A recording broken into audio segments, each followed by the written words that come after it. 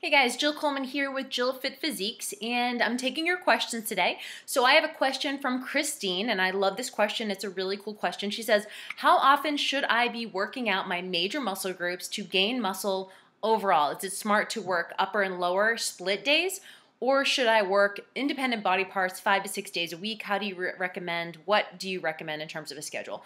So, thank you for your question, Christine. And this is just a general rule. We talk about this at Metabolic Effect. The good news is if you're a beginner, you'll pretty much get a stimulus and an effect and results off pretty much any training program.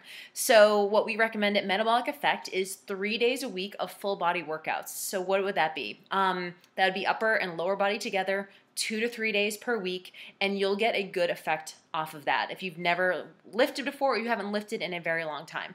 If you're an intermediate exerciser and you want to gain mass, this would be the kind of phase 2 of that, and I would consider this probably an intermediate phase 2 program, and that would be to do 2 days of upper body, do big body muscle groups like things for back, chest, and shoulders, do a light biceps and triceps, and abs, focusing on bigger movements like pull-ups, presses, shoulder presses, rows, big body movements that get a whole bunch of joints involved. The more muscle that you incorporate into the movement, the bigger the stimulus is going to be and the more your muscles will grow and change. So upper, lower, upper, lower. Give yourself at least 1 day in between both sets, so that would be more of an intermediate.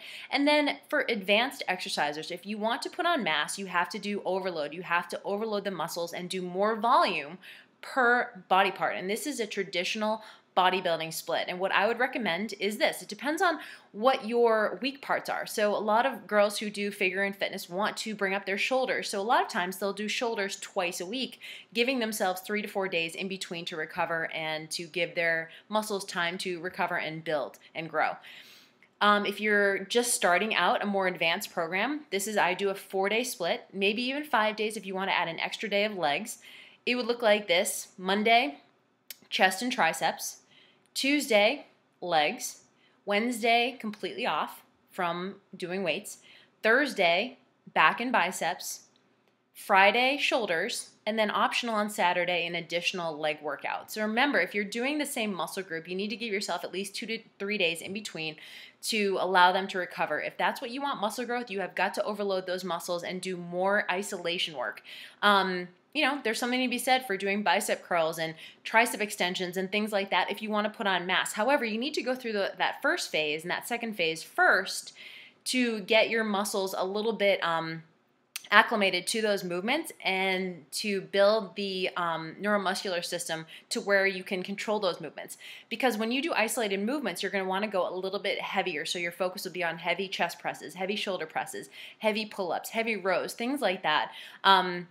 And in order to be able to lift effectively at a heavy weight, you have to have your muscles be primed in those ways. So that's why we suggest using big body movements and starting with the full body 3 days a week, moving to upper, lower as your intermediate, and then as you're advanced, you're going to want to isolate body part splits. And I actually put here a link to a muscle building blog that I did about 6 months ago, and hopefully that helps you as well. So hopefully that helps you, Christine, and we'll talk to you soon.